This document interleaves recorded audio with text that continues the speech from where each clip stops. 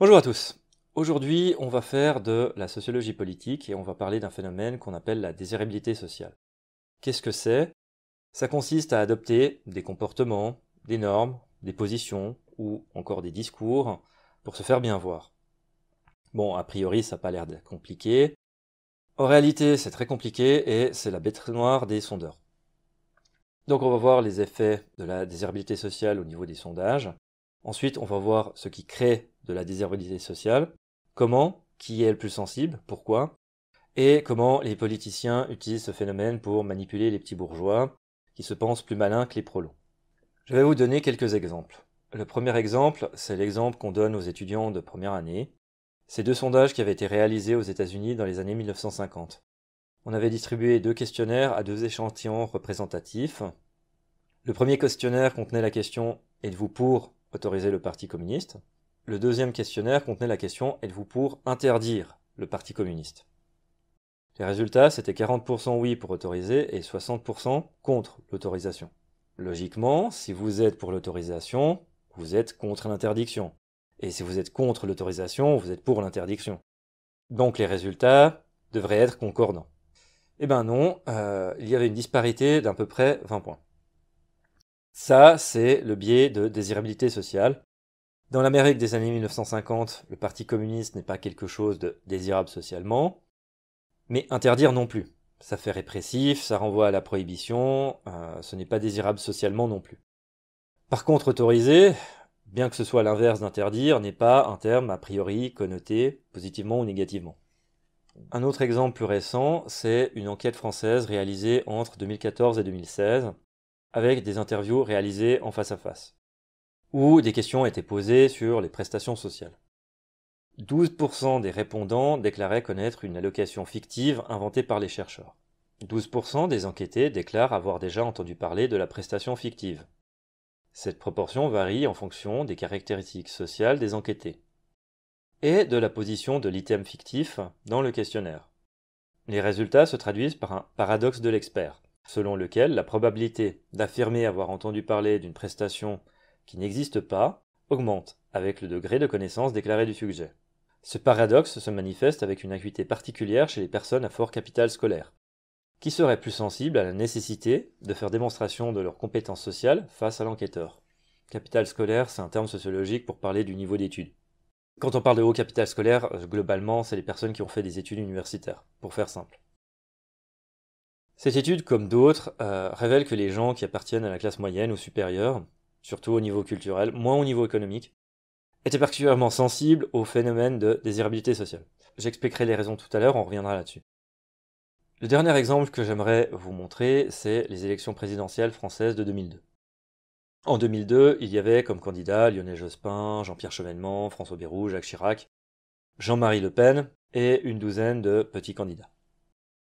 Alors aujourd'hui, les sondages se font par Internet. Mais à l'époque, ça se faisait par téléphone avec un interlocuteur. 2002, on est à l'apogée de la diabolisation du Front National. Je vous laisse imaginer à quel point c'était indésirable socialement de dire qu'on votait pour Jean-Marie Le Pen.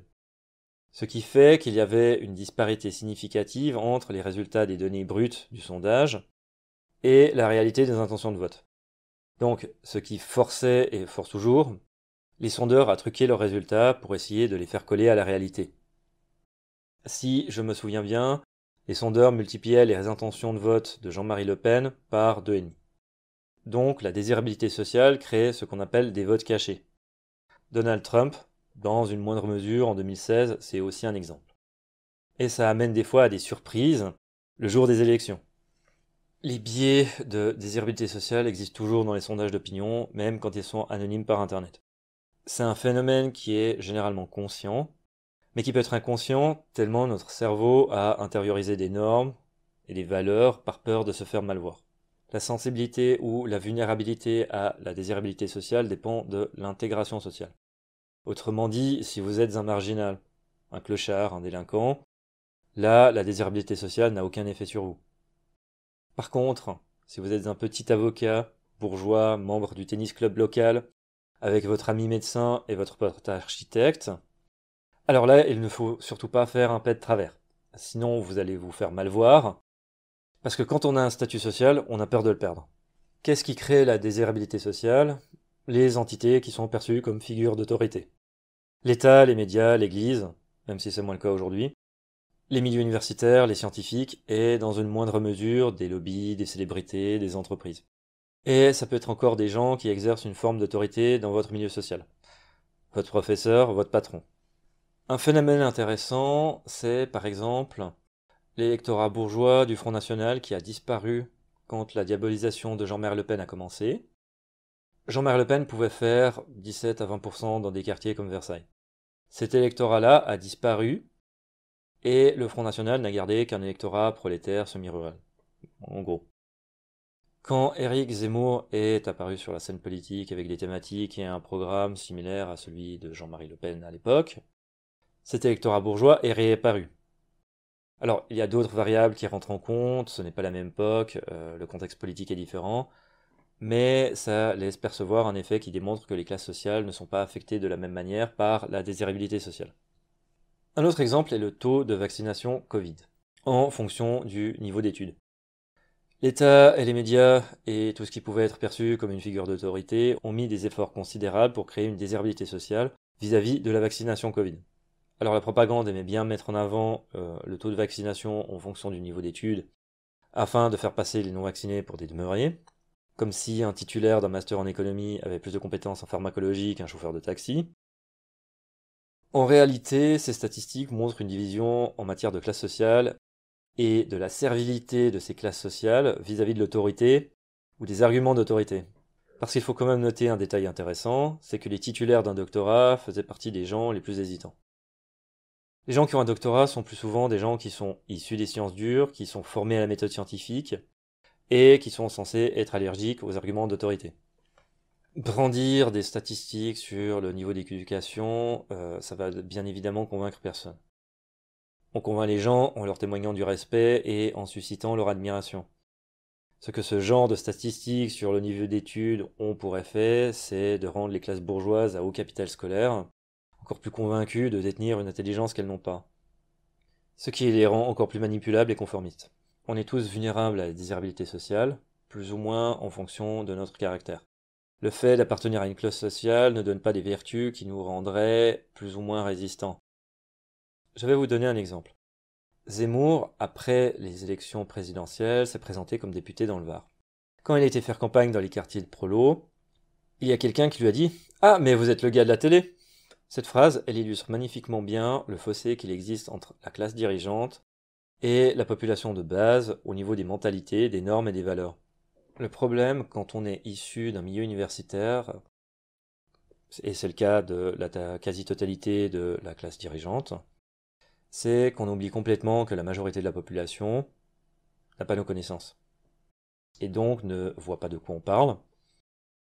Et ensuite, on est tellement habitué à des raisonnements et des concepts abstraits, au point de raconter du charabia pour les autres et pour nous-mêmes. Alors moi j'essaye toujours de faire un effort quand je fais mes vidéos, je ne sais pas si j'y arrive très bien, mais les raisonnements abstraits, c'est bien quand on fait des sciences, parce que ça permet d'aboutir à des résultats concrets, mais quand il n'y a pas de résultats concrets pour filtrer les raisonnements débiles, ça donne ce même avec les midwits, des gens qui sont perdus dans leurs abstractions. Par exemple, vous avez un politicien qui vous propose de nationaliser les autoroutes et de supprimer les péages. Ça, l'électeur moyen, il comprend très bien, ça fait partie de son univers concret. Mais si à cette proposition-là, vous opposiez un discours à base de concepts abstraits comme les valeurs de la République ou l'état de droit, ça va fonctionner uniquement sur les gens qui ont intériorisé ces concepts. Si les prolos sont beaucoup moins sensibles à la désirabilité sociale, c'est que les médias et les politiques utilisent un langage et des référentiels qui leur sont étrangers. Voilà, ce sera tout pour cette vidéo. La désirabilité sociale, ce n'est pas un concept abstrait de sociologue, c'est quelque chose de très concret qui vous affecte dans votre vie de tous les jours, et j'espère que maintenant vous pouvez réaliser à quel point.